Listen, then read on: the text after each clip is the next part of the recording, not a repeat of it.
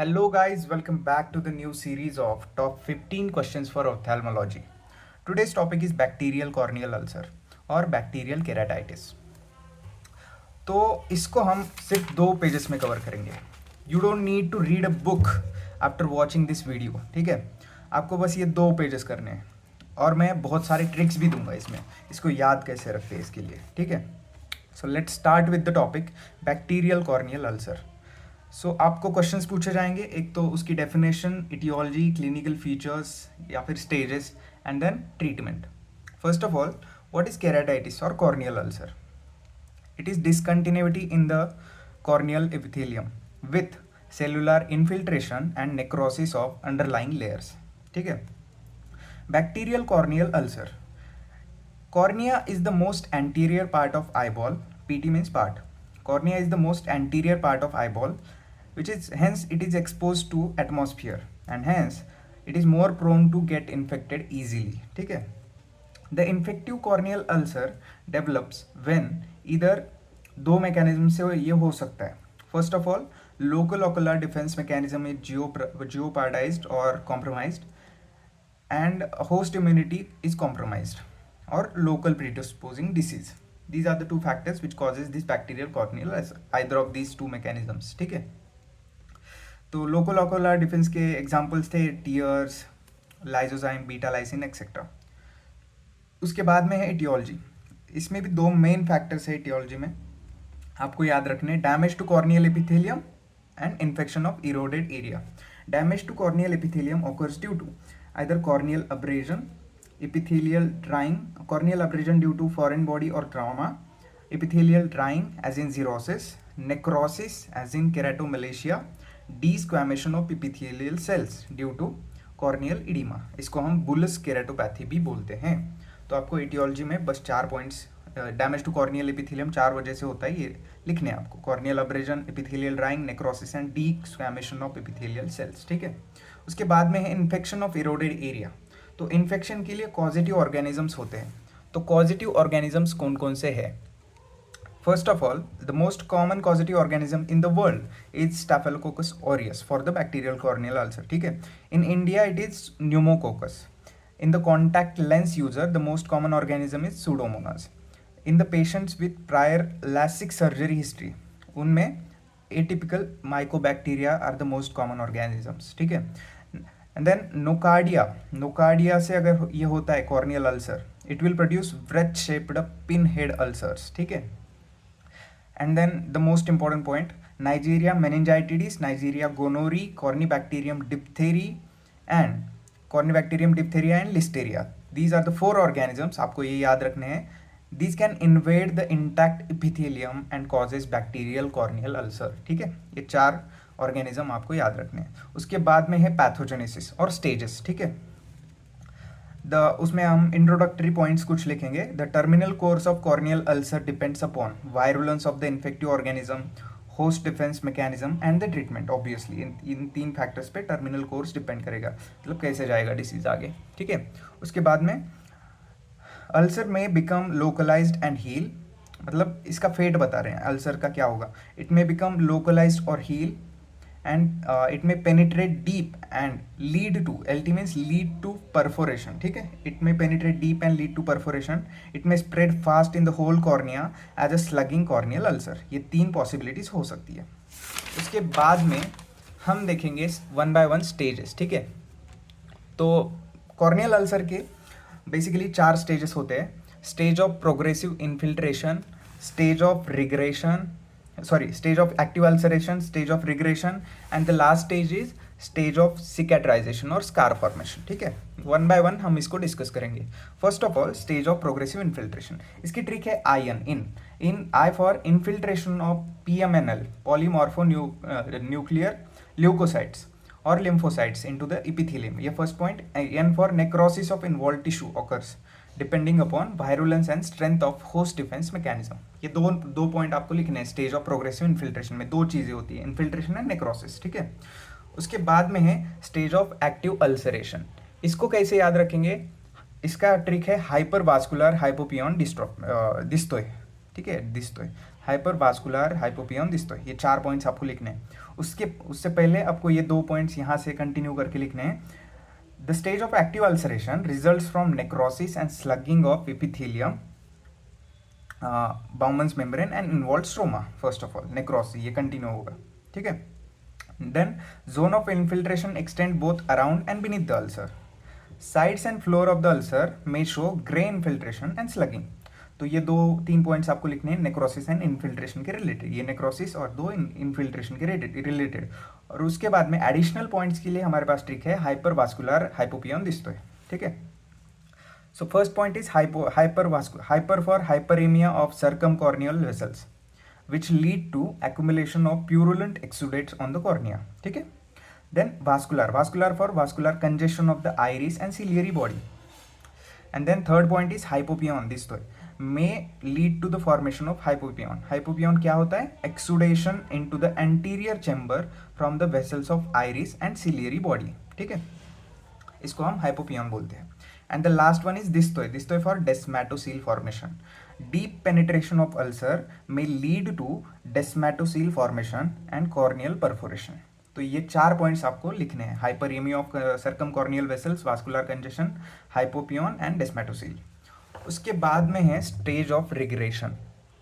इसकी ट्रिक है hustle, HUSL, ठीक है. इसमें भी 4 पॉइंट्स आपको लिखने हैं. पहले तो ये स्टेज कैसे आती है? It is induced by natural host defence mechanism and the treatment. मतलब हम ट्रीटमेंट भी देंगे ना, तो उसकी वजह से रिग्रेस होगा ये अल्सर, ये स्टेज ऑफ रिग्रेशन आएगी. तो नेचुरल होस्ट डिफेंस मैकेनिज्म में humoral antibody production and cellular immune defences आते हैं. ये 2 पॉइंट्स इसमें आते हैं. एंड ट्रीटमेंट, ठीक है. तो उसके बाद में हमें 4 पॉइंट्स लिखने हैं हसल, ठीक है. First of all H for humoral and cellular immune response increase हो जाता है, ठीक है. Hello, okay. Humoral and cellular immune response increase हो जाता है. उसके बाद में U for ulcer now begins to heal. Obviously regression stage है तो ulcer now begins to heal and epithelium starts growing over the edges. ये सेकंड पॉइंट लिखना है. उसके बाद में S for superficial वास्कुलराइजेशन, S for superficial vascularisation and the L for line of demarcation develops around the ulcer, which consists of leukocytes that neutralize and phagocytose the offending organism and necrotic cellular debris. ठीक है, ये 4 points HUSL hustle. H for humoral and cellular immune response, U for ulcer now begins to heal, S for superficial vascularization and L for line of demarcation. ये 4 points ऐसे याद रखेंगे हम. उसके बाद में हम डिस्कस करेंगे. Now the last stage is stage 4 of cicatrisation और स्कार फॉर्मेशन. उसके लिए हमारे पास ट्रिक है SP3, ठीक है, SP3. तो S for degree of scarring, ठीक है, फ्रॉम हीलिंग वेरीज. तो डिग्री ऑफ स्कारिंग में स्कारिंग 3 टाइप की हो सकती है, मैक्युलर, नेबुलर एंड ल्यूकोमैटस. ये आपको लिखना है, ये पॉइंट. उसके बाद में P3. First of all healing continues by progressive epithelialisation which forms a permanent covering. तो पहला P था प्रोग्रेसिव इपिथेलियलाइजेशन के लिए, उसकी वजह से परमानेंट कवरिंग तैयार होगी. Second P is for permanent covering and the third last P is for permanent visual loss. This stage causes permanent visual loss. तो इसको हम ऐसे ही याद रखेंगे SP3, ठीक है. Degree of scarring, progressive epithelialisation which forms permanent covering and lastly permanent visual loss.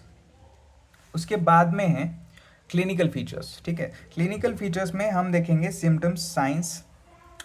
तो first of all bacterial corneal ulcers में मैनिफेस्ट एज, 2 टाइप में मैनिफेस्ट हो सकता है ये ulcer. Purulent corneal ulcer without हाइपोपियन and हाइपोपियन corneal ulcer. मतलब हाइपोपियन होगा या नहीं, उसकी वजह से 2 टाइप्स में हम इसको डिवाइड करते हैं. उसके बाद हम देखेंगे सिम्टम्स. सिम्टम्स के लिए हमारे पास ट्रिक है फैबुलस फिजिक्स वाला PCR, ठीक है. Fabulous for foreign body sensation, P for pain, और इसका रीजन क्या है? Due to mechanical effects of lids, eyelids, ठीक है. देन W फॉर फिजिक्स वाला for watering of eyes and PCR photophobia, corneal haze and redness of eyes.